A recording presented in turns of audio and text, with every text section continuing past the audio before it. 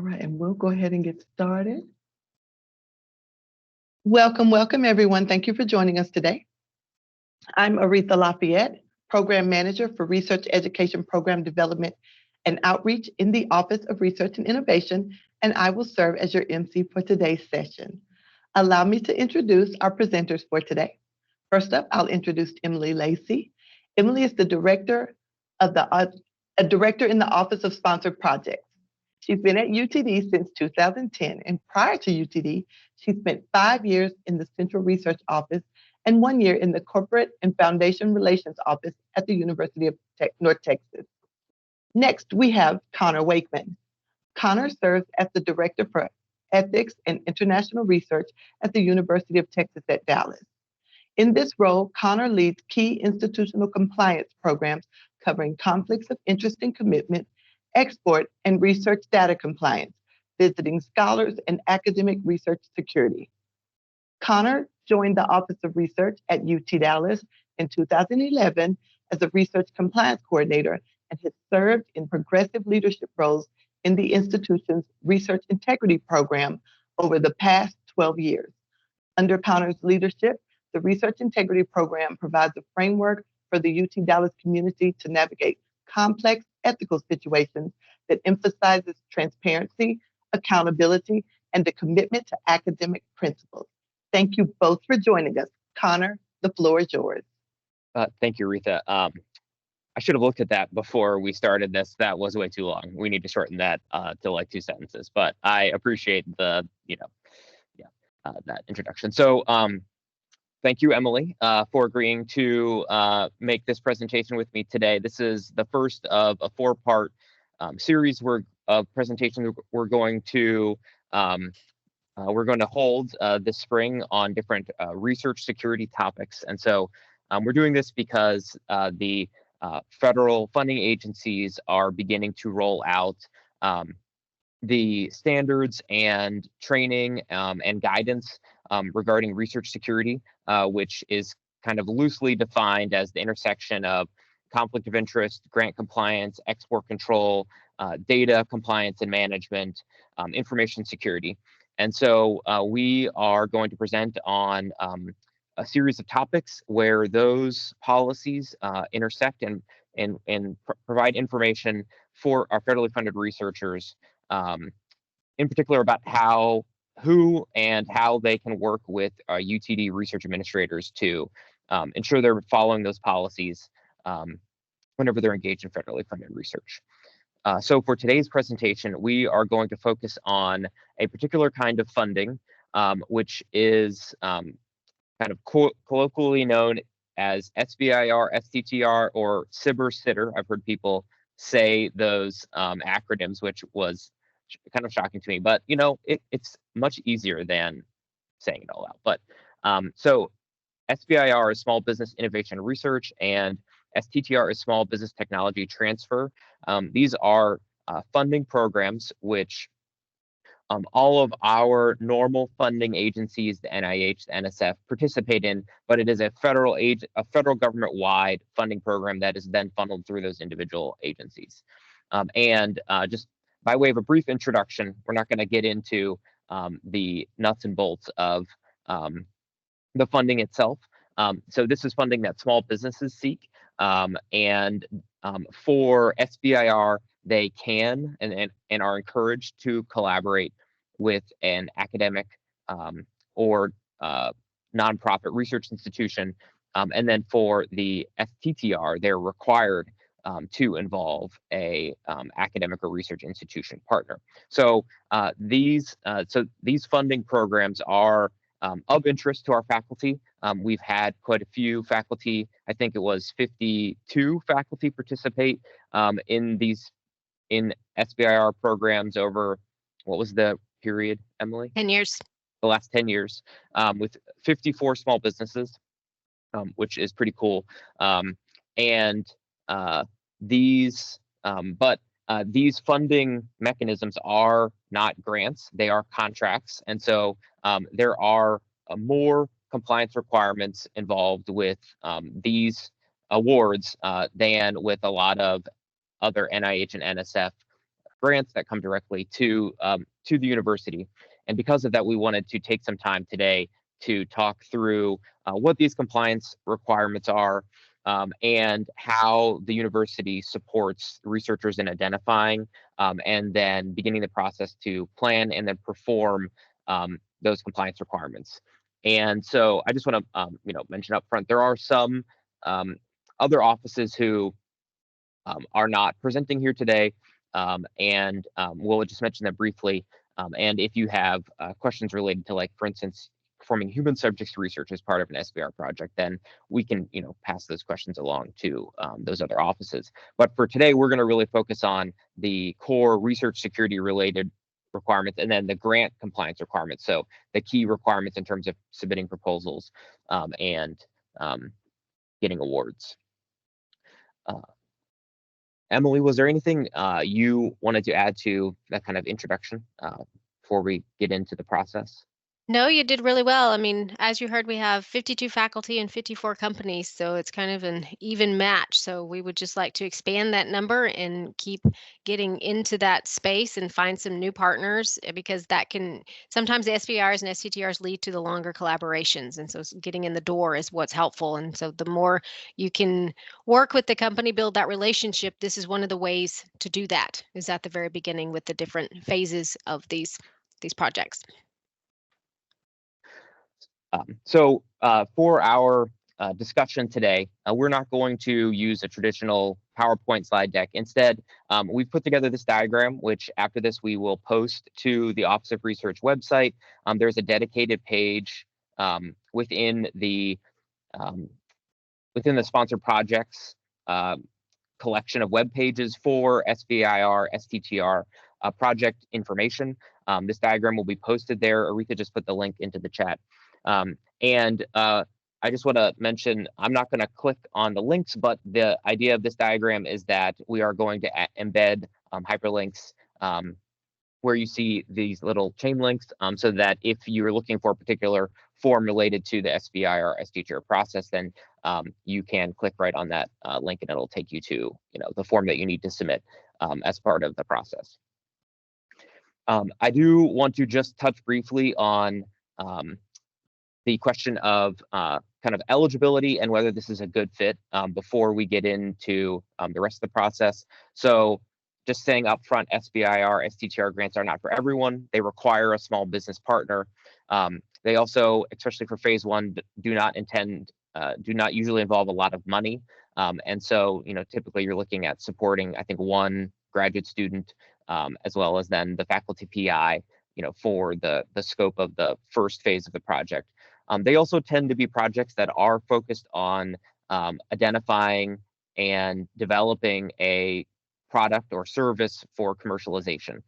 And so in some cases, the company which is leading the project, right, has some very specific deliverables in mind, and these projects do not always result in data and information results that are what we would normally expect out of an academic research grant that would come with direct funding. So while these are good opportunities to build a relationship, there can be a good opportunity to develop an interesting or unique research idea or a study idea that may lead to a future grant. That is not always the case. And so we recommend reviewing the information on the federal SBIR STTR webpage about who might be a good fit, what the program involves, as well as you can talk to myself, you can talk to Emily, you can talk to the Office of Technology Commercialization here within UT Dallas before jumping in to one of these proposals about whether this program might be a good fit for you. So kind of with the introduction out of the way, we're going to begin by talking about the pre-proposal stage of seeking and performing an SBIR STTR subcontract. So, to begin, right, we are not the ultimate proposer, the prime proposer of these projects. So you have to begin by finding an industry partner and working with them to develop a proposal and a funding opportunity.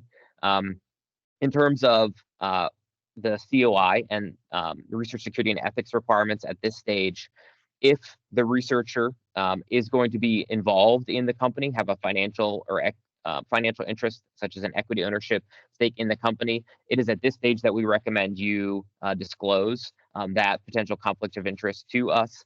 And then there are some details of the pre-proposal and proposal submission that we will discuss with you to make sure that that process goes smoothly. For instance, a university employee cannot represent a small business to the university in terms of contract negotiation and execution. So there are some contracts that need to be signed as part of submitting SBIR proposals, and so the company, for instance, would need to have at least one person who is not a university employee who can represent the company in those negotiations and signing those contracts. That's just an example. There are some other things in terms of eligibility, serving as company PI, university PI, where you get paid off the budget. We sort those things out with you as part of defining the proposal, but we recommend coming to us as early as possible to discuss those items. Emily, what from the OSP side, what do you recommend at the pre-proposal stage? So first is how to find a company, and we get emails from companies all the time asking, do you have anybody who can help with this? And it's a little bit hard for us to find the correct person. And so what we generally tell them is to search the profiles page, the research profiles page on the UTD website. So I would recommend always keeping your interest, your expertise, your lab, all that information up to date, because you never know when someone is going to need your expertise. And that's kind of what leads to some of these collaborations. Once you identify an opportunity, or once you decide to work with a company on an SBIR STTR, contact us as soon as possible. We do have internal deadlines that we have to meet, and sometimes these particular types of projects can be a little more complex, like Connor was saying about the conflict of interest or the research security, where we may have to do some extra steps, and that can make it take a little bit longer for the coordination. And so the sooner you can reach out to us, the better. We do have the proposal deadline policy states if it's a complex proposal, you have to give it to us 8 full business days before the deadline. And if it's a standard, it'll be 4 business days before the deadline. These generally fall under the complex category because there is usually some conflict of interest or some research security concern that requires us to put extra safeguards in place. And so we do need that extra time just to make sure that once we submit the proposal, we're actually going to be able to accept the proposal. And sometimes we have to have things in place for the negotiation. And so that has to be submitted with the proposal. So we want to make sure that we're on the best footing to actually do the research, get the award, and get it going as quickly as they sometimes need to. Sometimes these are a very short turnaround time from proposal to award and negotiation period. So it's just very important to have that. If you want to find the actual SBIR STTR funding opportunities, you can go to the individual sponsor websites like the NSF website or any of those, but also on our website, one of the links that Aretha put into the chat, we have links to all of the main SBIR and STTR pages for most of the federal sponsors. So you can go there, you could go to grants.gov and look for it. Most companies are pretty savvy about finding these opportunities. They do just come out sporadically. They're not always on a set time frame. So they just kind of have to keep an eye out for it. The other piece is, since these are submitted by the company has to be able to handle the administrative workload of submitting the proposal. It is not UTD who will be submitting the proposal. We also cannot provide the assistance of helping the company register in the sponsor portals or doing the forms. The company has to prove that they have the ability and the administrative support to do this project. And so that involves them learning the rules, learning the portals, figuring it all out. We cannot provide that. We provide our support to UTD faculty, not to small business. We do have an organization on campus, the Institute for Innovation and Entrepreneurship, that can provide some assistance, but it is important that we are not the ones that are basically the grant specialists for the company and for UTD. Our services are just for the UTD. And I mean, the basics of that is the company is proving that they are able to handle these awards and do them. And so they have to familiarize themselves and they have to understand what they're getting themselves into. That's all I got, Connor. Okay, I would like to add a couple things to that. Even from the COI side, I also support our faculty and postdocs and students interested in commercialization opportunities to use the resources provided by the UT Dallas Institute for Innovation and Entrepreneurship. The materials and the information that they present about having a healthier, well-developed small business, in particular having a team with a diverse set of skills, also can help to reduce potential conflicts of interest and conflicts of commitment. If a startup company is not just a single faculty member and one collaborator trying to scrape by, right, and find the time to put this proposal together and then run it, and run the small business in addition to their duties to the university, that will not only make the small business potentially more successful, but also will reduce the burden on them. So I encourage any UT Dallas faculty interested in participating as a founder of a startup company to go through those resources. The federal government also offers entrepreneurship training, such as the NSF I-Corps program, and I believe, I don't know if it's formally recognized. It definitely used to be considered as part of the criteria for evaluation whether members of an SBIR, STTR proposal team had gone through a training like the I-Corps. So I'd recommend checking that out as part of the pre-proposal consideration of whether you're interested in doing this, whether you're serious about it, and what you need to do to be prepared to have a submission that's likely to be selected. All right, so now we are going to see if I can do this correctly without messing this up. We're going to move on over here to proposal stage. All right, so you have decided that you found a small business partner and you're ready to submit a proposal. Emily, what do they need to do from your side for proposal submission? Notify us immediately, even if you're just thinking about it, even if you're still in negotiation, but there is a deadline coming up. You need to notify us as soon as possible, because that way we can put it on our log. We know it's coming. We can help you. We can point out anything that we have to do in the meantime, and then we can work with you on the internal deadlines. The preferred method of communication with us is through the CERT form. The second bullet point on there, submit proposal certification, that's through the OR portal. If you will submit that, that is our heads up that something is coming. If you already have the documents, attach them to it, because that will speed it up.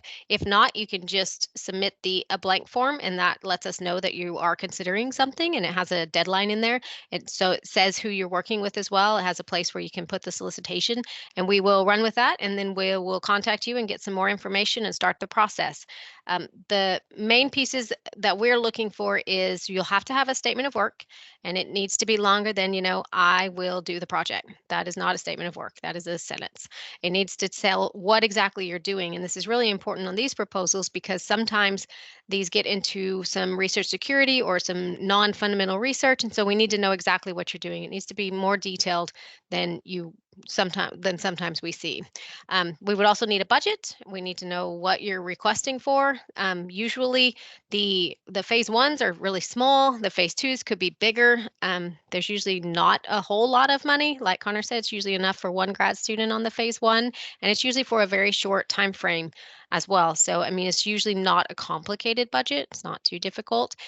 We would need a budget justification as well. And then we just need to talk to the company to find out what all they have to submit. Each sponsor has different requirements. Some of them want a lot of things, some of them want a little bit. And so we need to just know what they need from us and when they need it as well, so that we can get with their timelines as well as ours. The other thing that we will ask you for is if you have any background IP that's involved in the project, and that's so that we know what is involved. If we need to put an allocation of rights, which says that is a document that says how the rights will be distributed. So in that, what we normally use is all background IP belongs to the people who bring it to the table, but it can be used on the project. And then any IP that's developed during the project is jointly owned. And so we can do an allocation of rights. Some sponsors actually require that you have an allocation of rights or some sort of IP document signed and executed with the proposal. Others will say that you can do it upon award. And so that's another thing that can take some time. And so that's why it's important to talk to us and get that all straightened out. That's the basics of it. So from my side, in terms of helping to identify and provide the documentation related to research security and ethics, we work very closely with Emily and have tried to incorporate questions pertaining to the information that we need to turn over to the sponsor to make sure it is included in the proposal submission into her intake forms. So if you provide what is requested in the proposal certification, that should be almost all of the information we need to meet the disclosure and other reporting requirements that the different funding agencies require. There are a couple things, there are a couple funding agencies that ask for more than the others, and I just want to touch on those briefly. So the Department of Energy and the Department of Defense in particular ask for more information than the other agencies related to your funding and affiliations, and they really want to know about all of the funding you have, whether it came through the university or through UT Dallas, or whether it was given to you or made available to you through an appointment you have at another institution. The key here is transparency and giving them a comprehensive overview of all of the research funding you have and all of the affiliations that you have. The DoD will also ask in most SBIR, STTR funding proposals about if you're going to be assigning any foreign nationals to the project. If you are unsure, there is that option on the proposal certification. Just say that I don't know who I'm going to assign to this project. That is a acceptable answer, right? And what that means is we don't know, so then we don't have to provide that information to the funding agency. But if you do know, then we need to be sure to provide the kind of basic personnel information to the sponsor as part of submitting that proposal. There are also different kinds of compliance certifications that we will have to make for DoD in particular. This pertains to our information and cybersecurity capabilities. This pertains to sometimes where we're sourcing goods and materials that we'll be using to perform the project. So we will review and help you and Emily to, or your specialist, to complete those forms. But we may ask for information from you depending on the statement of work. And so this is where having a well-written statement of work can reduce processing time if we don't need to ask follow-up questions about what you're using to perform the project in order to submit the proposal. Then our review can proceed more quickly. I do want to go back to pre-proposal for just one item and mention. Emily brought up the idea or brought up the fact that as part of these proposal submission, we will determine ownership rights for intellectual property. In the pre-proposal section, it mentioned disclosing BIP to UT Dallas. And so what's meant there is if you have an idea that could be potentially patentable or could be commercialized, make sure you submit your invention disclosure to the Office of Technology Commercialization in advance of starting the proposal itself. That process takes time. They review it, they give you feedback. And so you would want to have their feedback on the invention disclosure, before beginning the process of discussing that technology or that widget with the small business. So make sure to do that before you embark on the proposal itself. And can I add one thing? Yeah, go ahead.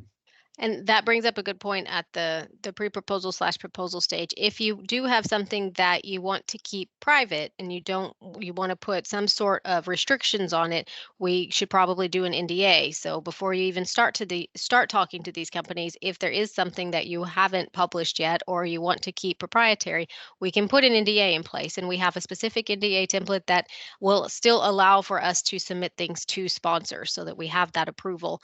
And if the company has something proprietary as well, we can do the same thing. But that's something that you may want to consider, and that may kind of open the conversation if they feel more comfortable or you feel more comfortable if we have those safeguards in place before we even go down a path of even talking about a proposal. I also want to take a second here to just touch on principal investigator eligibility. So in these SBIR, STTR proposals, there are different kinds of principal investigators. In SBIR, you have both a company PI and a subaward PI. And so for SBIRs, the company PI needs to commit at least 50% of their basically employment to the company, starting at the award date of the project. So if you're a full-time employee of the university and thinking about serving as a company PI, you would actually need to have a reduced appointment or go on a leave of absence in order to meet the funding agency requirement to serve as company PI for an SBIR project.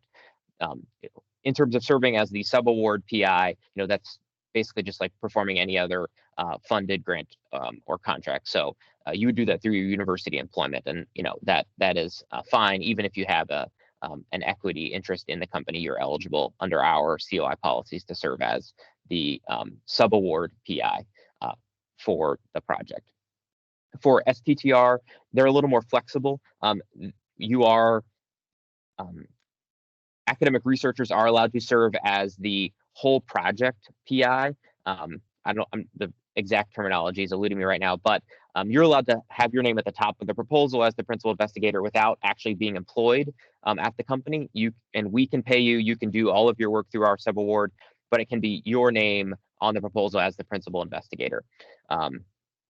If you have, we will review that with you as part of the proposal submission process and make sure that all of those details are ironed out and meet our policies as well as the federal agency policies. But read those solicitations closely when you're considering which personnel are going to fill which roles for the proposal submission.